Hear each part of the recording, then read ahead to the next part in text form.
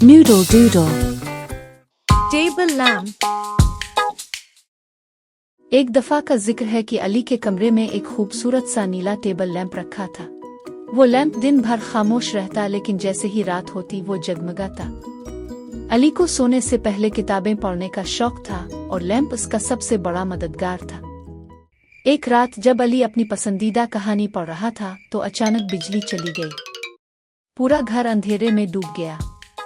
अली ने लैंप का बटन दबाया, लेकिन रोशनी नहीं हुई।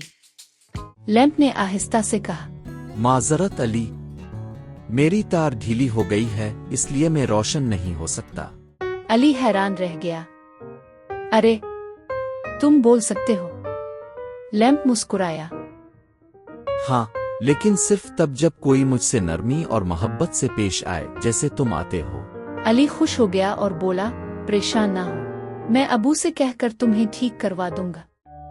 अगले दिन अली ने अबू के साथ लैंप की तार ठीक करवाई।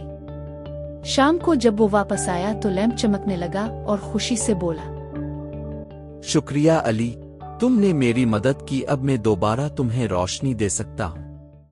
इस रात अली ने एक नई कहानी पढ़ी, दोस्ती का इनाम, और लैंप पूरी रात हल्की सी रोशनी के साथ उसके साथ रहा। सबक: जो चीजें हमारी मदद करती हैं, हमें भी उनका ख्याल रखना चाहिए।